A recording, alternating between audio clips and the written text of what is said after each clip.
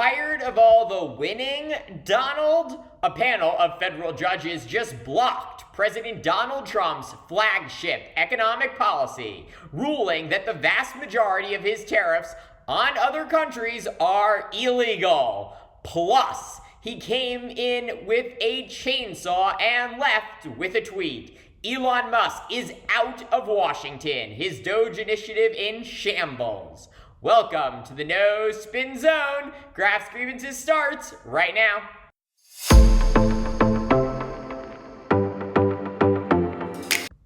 Funny how a 4-day work week can feel like it lasts an eternity. And that might be exactly how President Donald Trump is feeling right now after what could go down as the most brutal week of his second term so far. On Wednesday, May 28th, Trump was hit with a double whammy. The departure of his co-president and biggest benefactor, Elon Musk, and the legal unraveling of his entire economic strategy. In a striking rebuke, the U.S. Court of International Trade, yes, that's a thing, ruled that Trump overstepped his authority by using the International Emergency Economic Powers Act to slap sweeping tariffs on nearly every country on Earth. The court's ruling voids key parts of Trump's trade policy, including fentanyl-related tariffs on Canada, Mexico, and China, baseline 10% tariffs on most trading partners, and the so-called reciprocal tariffs, which had been on pause while negotiations dragged on. It also orders the government to repay firms that already paid those unlawful tariffs. What makes this ruling especially significant is that no previous president had ever attempted to use the 1977 Emergency Powers Law in this way. And that is likely because the statute doesn't even mention tariffs. It was written for imposing sanctions and embargoes during actual national emergencies. But in April, Trump took a novel, some would say legally a dubious interpretation of the law, and unilaterally slapped tariffs on imports from nearly every country, citing the long-standing U.S. trade deficit as a national emergency. The panel of 3 judges appointed by Reagan, Obama, and Trump himself unanimously ruled that his justification exceeded any authority granted under the law. Their message? A decades-old trade deficit isn't an emergency, and tariff powers? That's Congress's job. The court gave the White House 10 days to begin rolling back the tariffs. The Trump administration quickly filed an appeal. And yes, this is probably headed to the Supreme Court. For Trump, though, it's a crushing defeat. Tariffs have been central to his economic identity for decades, the foundation for his so-called America First agenda. This ruling threatens to blow up that entire approach. More than that, it undercuts Trump's leverage in ongoing negotiations over trade with 18 countries, where Trump's used the threat of unilateral tariffs as a bargaining chip. Trump's top aides warned the court that their ruling could derail those talks entirely. Let's be clear, the ruling doesn't touch tariffs issued under other laws, like those on steel, aluminum, or cars, but it guts the core of Trump's global tariff crusade.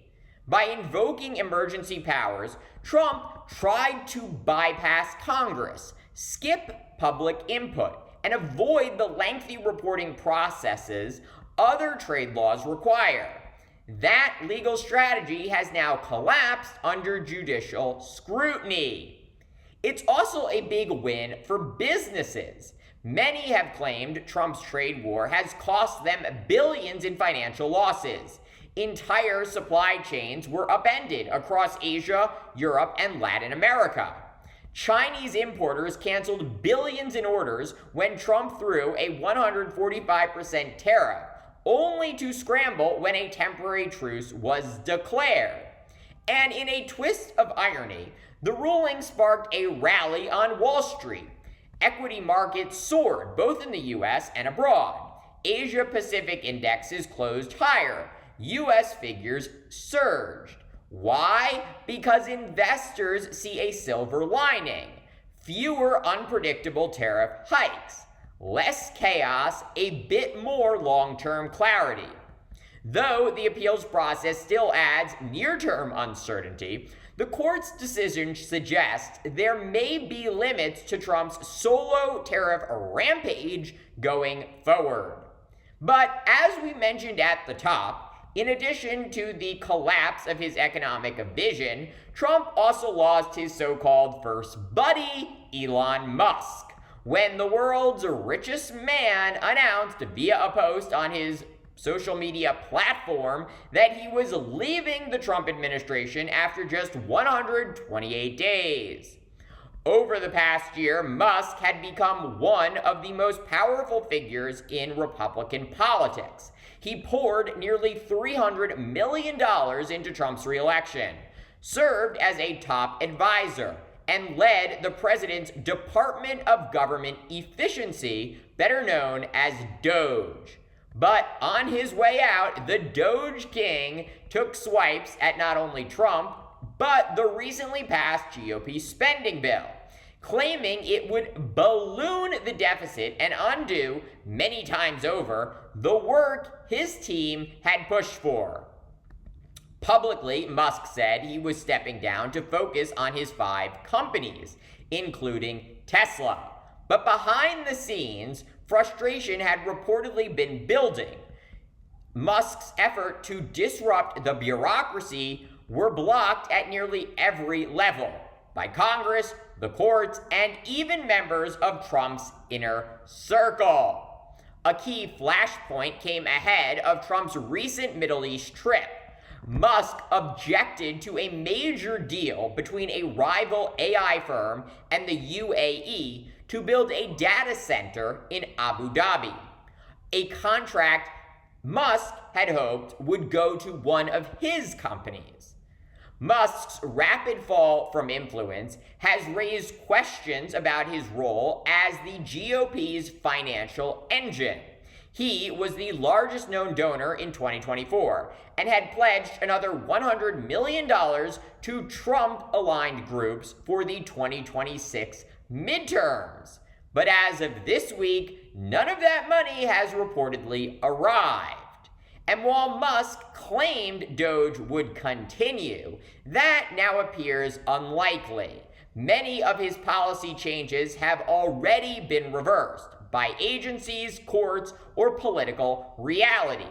Despite promises to cut $1 trillion in government waste, DOGE now claims just $175 billion in savings, a figure widely considered inflated, with analysts noting much of it would have happened regardless of Musk's involvement. In the end, DOGE didn't fail because of gridlock.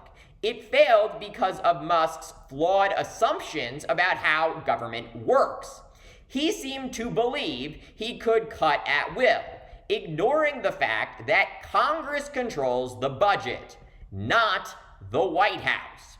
He tried to run Washington like a startup and collided with reality. Privately, Musk has reportedly acknowledged he overreached. He's said to be frustrated by the political damage to his brand, especially as Tesla's popularity plummets among the wealthy coastal liberal elites who once formed its core consumer base.